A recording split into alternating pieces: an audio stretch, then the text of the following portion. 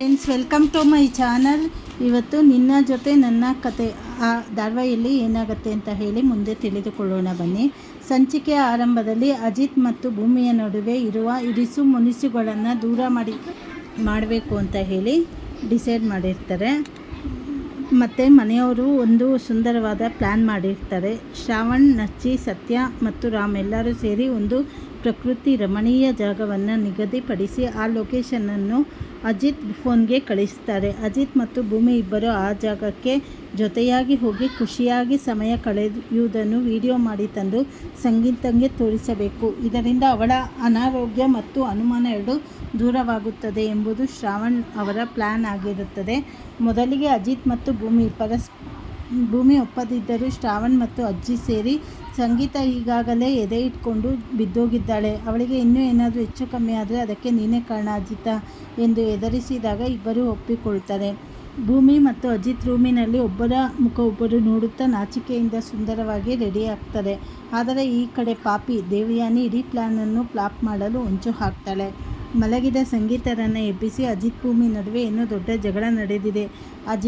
ಭೂಮಿಗೆ ಅಜಿತ್ ಮೇಲೆ ಆಸಕ್ತಿಯೇ ಇಲ್ಲ, ಅವಳು ಯಾವಾಗಲೂ ಶಾರ್ದೂಲ್ ರೂಮಲ್ಲೇ ಇರ್ತಾಳೆ, ನಿಮಗೋಸ್ಕರ ಅವರಿಬ್ಬರು ನಾಟಕ ಆಡ್ತಿದ್ದಾರೆ ಅಂತ ಹೇಳಿ ಇಲ್ಲ ಸಲ್ಲದ ಸುಳ್ಳುಗಳನ್ನು ಹೇಳಿ ಸಂಗೀತರ ಕಿವಿ ತುಂಬುತ್ತಾಳೆ.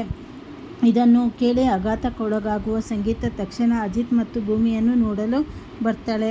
ಅಲ್ಲಿಗೆ ರೆಡಿಯಾಗಿ ಬರುವ ಅಜಿತ್ ಭೂಮಿ ಸಂಗೀತಂಗೆ ಸಮಾಧಾನ ಮಾಡಲು, ನಮ್ಮ ನಡುವೆ ಯಾವುದೇ ಜಗಳವಿಲ್ಲ ಅಮ್ಮ, ನೋಡು ನಾವಿಬ್ಬರು ಆಚೆ ಪಾರ್ಟಿಗೆ ಹೋಗುತ್ತಿದ್ದೇವೆ, ಸಾಹೇಬರು ನನಗಾಗಿ ಮಲ್ಲಿಗೆ ಹೂವು ತಂದಿದ್ದಾರೆ ಎಂದು ಸುಳ್ಳು ಹೇಳಿ ನಗಿಸಲು ಪ್ರಯತ್ನಿಸುತ್ತಾರೆ. ಶ್ರವಣ್ ಕೂಡ ಅಕ್ಕನಿಗೆ ಸಾಥ್ ನೀಡಿ ದೇವಯಾನಿಯನ್ನು ತರಾಟೆಗೆ ತೆಗೆದುಕೊಳ್ತಾನೆ. ಆದರೆ ಕುತಂತ್ರಿ ದೇವಯಾನಿ ಮಧ್ಯೆ ಪ್ರವೇಶಿಸಿ ಅವರಿಬ್ಬರು ಕೇವಲ ನಿನ್ನನ್ನು ನಂಬಿಸಲು ನಾಟಕ ಆಡುತ್ತಿದ್ದಾರೆ ಸಂಗೀತ ಎಂದು ಮತ್ತೆ ಪಿನ್ ಹಾಕ್ತಾಳೆ. ದೇವಯಾನಿಯ ಮಾತುಗಳಿಂದ ಅತಿಯಾದ ಟೆನ್ಷನ್ ಮತ್ತು ಆಘಾತಕ್ಕೆ ಒಳಗಾಗುವ ಸಂಗೀತ ಇದ್ದಕ್ಕಿದ್ದಂತೆ ನಿಂತ ಜಾಗದಲ್ಲೇ ತಲೆ ಸುತ್ತಿ ಕುಸಿದು ಬಿದ್ದು ಬಿಡುತ್ತಾಳೆ. ಸಂಗೀತ ಪ್ರಜ್ಞೆ ಕಳೆದುಕೊಂಡು ಮತ್ತು ತೀವ್ರ ಗಂಭೀರ ಸ್ಥಿತಿಗೆ ತಲುಪಿದ್ದನ್ನು ನೋಡಿ ಇಡೀ ಮನೆ ಮಂದಿ ಶಾಕ್ ಆಗಿ ಕಣ್ಣೀರು ಹಾಕ್ತಾರೆ. ಇತ್ತ ದೇವಯಾನಿ ಮನಸ್ಸಿನಲ್ಲೇ ಅಂದುಕೊಂಡ ಕೆಲಸವಾಯಿತು ಎಂದು ಸಂಭ್ರಮಿಸ್ತಾಳೆ. ಆದರೆ ಅಜಿತ್ಗೆ ಮಾತ್ರ ದೇವಯಾನಿ ಅತ್ತೆಯೇ ಬೇಕು ಅಂತ ಈ ರೀತಿ ಕುತಂತ್ರ ಮಾಡಿದ್ದಾರೆ ಎಂಬ ಅನುಮಾನ ತೀವ್ರವಾಗುತ್ತದೆ. ಈಗ ಸಂಗೀತರನ್ನು ಈ ಗಂಡಾಂತರದಿಂದ ಯಾರು ಕಾಪಾಡ್ತಾರೆ ಎಂಬ ದೊಡ್ಡ ಪ್ರಶ್ನೆ ಎದುರಾಗಿದೆ. ಇಲ್ಲಿಗೆ ಈ ಸಂಚಿಕೆ ಮುಕ್ತಾಯವಾಗುತ್ತದೆ. ಮುಂದೆ ಸಂಚಿಕೆಗಳಲ್ಲಿ ಏನೇನು ತಿರುವು ತೆಗೆದುಕೊಳ್ಳುತ್ತೆ ಅಂತ ಹೇಳಿ ತಿಳಿದುಕೊಳ್ಳೋಣ. ಹೊಸದಾಗಿ ಯಾರು ಚಾನಲ್ ನೋಡ್ತಾ ಇದ್ದೀರಾ ಚಾನಲ್ನ ಸಬ್ಸ್ಕ್ರೈಬ್ ಮಾಡ್ಕೊಳ್ಳಿ, ಲೈಕ್ ಮಾಡಿ, ಶೇರ್ ಮಾಡಿ, ಹಾಗೆ ಪೂರ್ತಿ ವಿಡಿಯೋ ವಾಚ್ ಮಾಡಿ. ಧನ್ಯವಾದಗಳು. Thank you for watching.